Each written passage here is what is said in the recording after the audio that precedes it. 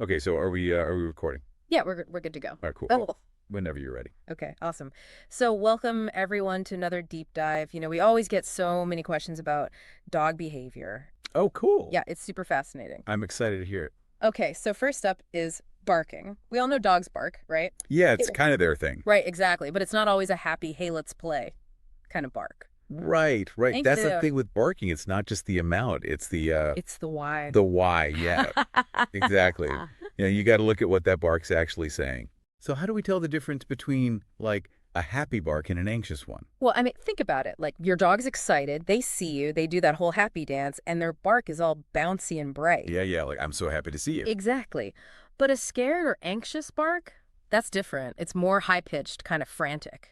Oh, okay. Yeah, almost whiny. Like they're trying to say, hey, I'm not okay here. That makes sense. I've definitely heard that kind of bark before, especially at the vet. Oh, for sure. Or like when there are fireworks or thunderstorms, things that are out of their control. Makes sense. Makes sense. Okay, so now another thing we wanted to talk about is destructive behavior. I mean, sometimes my dog just gets into stuff, you know? Yeah, Like, yeah. is that always anxiety? That's a great question. And it's tricky because some dogs, especially puppies, just love to chew. Oh, yeah. But here's the thing. If you've got a dog who's normally pretty well behaved, and then suddenly they're tearing up the couch cushions or chewing on door frames, hmm yeah, then you got to consider, okay, is there something stressing them out? Yeah, so it's all about context. Exactly. Like, is it a new house, a new baby? Maybe they're not getting enough exercise. Right. Anxiety can show up in all sorts of ways, and destructive behavior is often one of them. They're trying to release that pent-up energy. It's like their way of coping. Yeah, it's a way of coping, but obviously not a great one for your furniture. Right. Definitely not. So what about body language? Ooh, now that's where things get really interesting.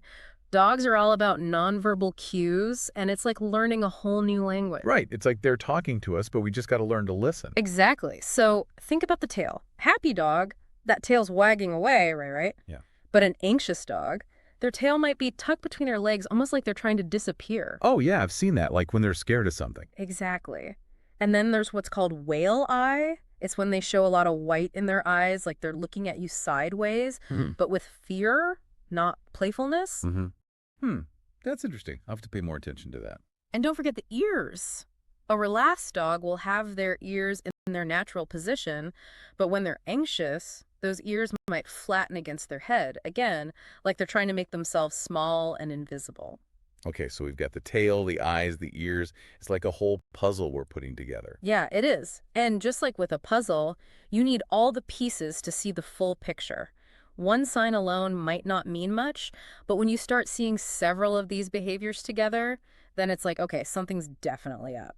Right. It's all about looking at the big picture, the context. Exactly. Wow, this is really fascinating. I feel like I'm starting to understand my dog so much better already. That's great. And the best part is, now that you know what to look for, you can actually start helping your dog. Right. So everyone listening, if you think your dog might be struggling with anxiety, don't ignore those signs. Do some research, talk to your vet, maybe look into some training options. There are so many resources out there to help. And the earlier you address it, the better. Exactly. Anxiety is treatable, but it's important to catch it early. Absolutely. So pay attention to your furry friends, listen to what their bodies are telling you, and give them the love and support they need. Couldn't have said it better myself. All right, well, thanks for joining us for this deep dive on dog anxiety. I know I learned a lot today, and I hope you did too. Yeah, this was great. And remember, always consult with a professional if you have any serious concerns about your dog's health or behavior. Definitely good advice. And on that note, we're going to wrap up this deep dive. Like, subscribe, and share. Thanks for listening, and we'll catch you next time.